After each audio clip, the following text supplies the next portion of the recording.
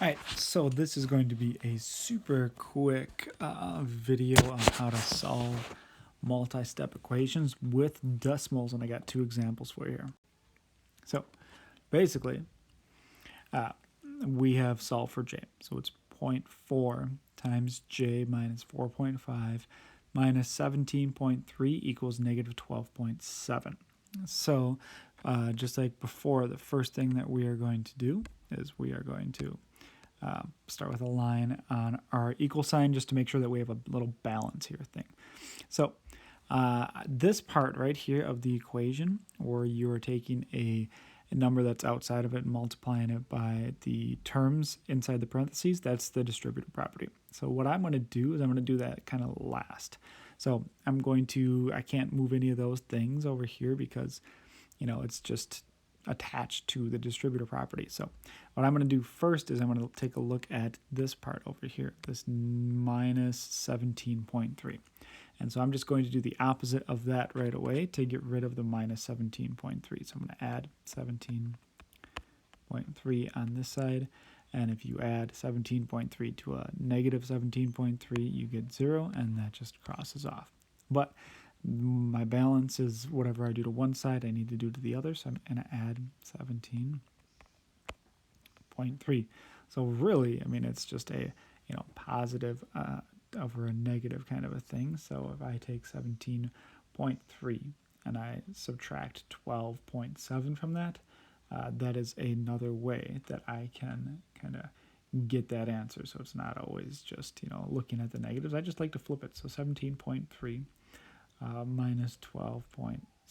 And if I do that, that's going to give me a positive, 4.6.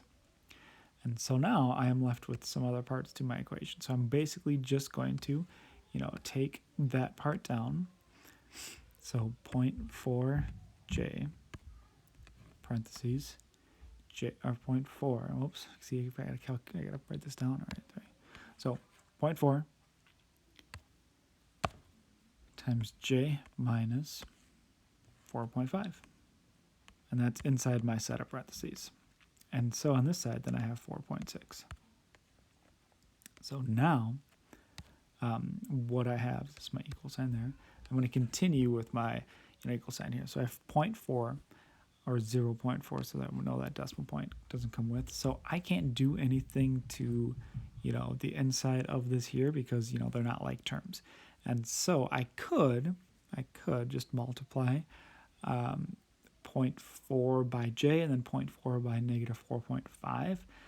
Or I could actually just, make my step a little easier. So what I am going to do is I am just going to take this outside term here because I'm going to take 0.4. It's saying multiply it. So I'm going to do the opposite of that right away. So I'm just going to divide by 0.4 because 0.4 divided by 0.4 gets me 1. And 1 is what I can leave. So I'm left with just j minus 4.5. And really, if I have 1 on the outside of the term there, I don't have to have anything. And I can just be left with j minus 4.5. So then if I do something to one side, I have to do it to the other. So I'm going to divide by 0.4. And that's a highlighter, it's not a pen.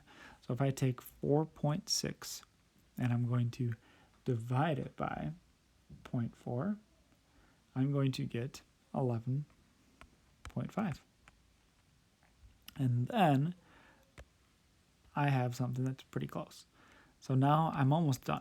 So I got j minus 4.5 equals 11.5. And so now my terms are no longer, connected through that multiplying bit. So now I have just a j minus 4.5. So I'm just going to do the opposite, add 4.5. Then I'm just going to be left with j. Whatever I do to one side, I got to do to the other. So I'm adding 4.5 to this side as well. So then, that comes together, a half and a half gets me a whole, then I'm just left with 16. So then my answer is j equals 16. So then what I can do, all the way back at the beginning, I could plug this whole thing in and see if it works. And whatever I have for, just j, I could just plug in 16 for. And if I get a negative 12.7, then you know that I'm good. So let's take a look at another one. So this one is x divided by 3.2 minus 1.6 equals 5.4.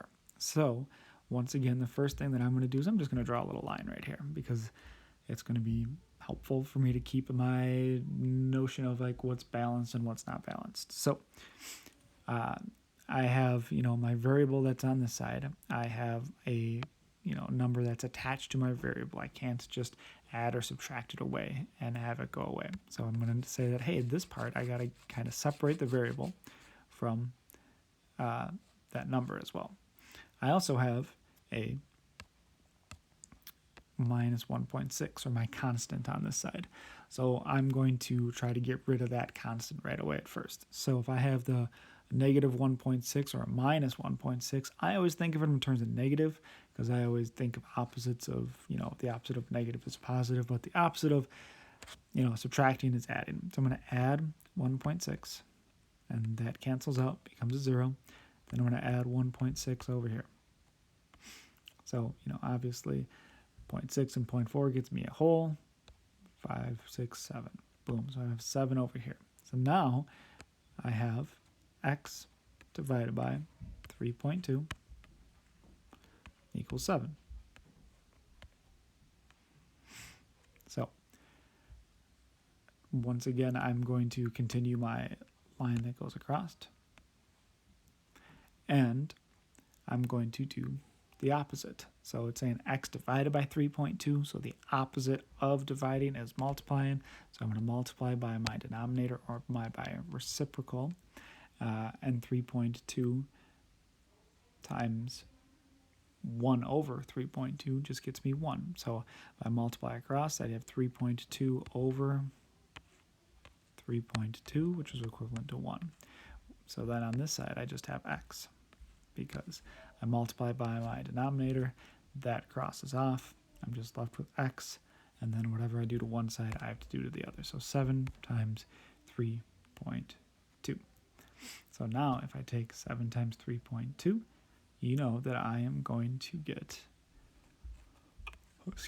So if I'm going to get 7 times 3.2, I could set it up, to 3.2 times 7 if I really wanted to do that. And I go, boom, that gets me a 14 over there. That gets me the 1 right there.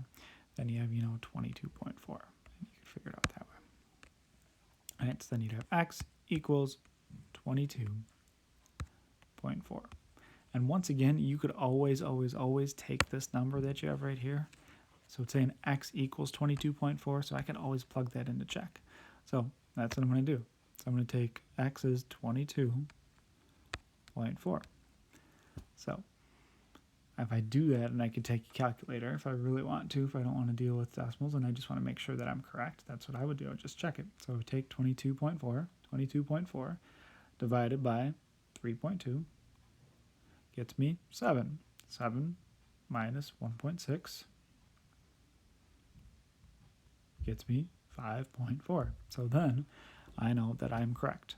So you can always plug it in to see if you're correct or not.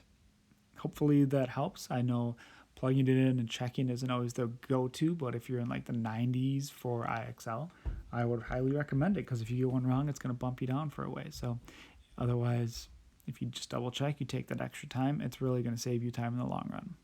All right, good luck.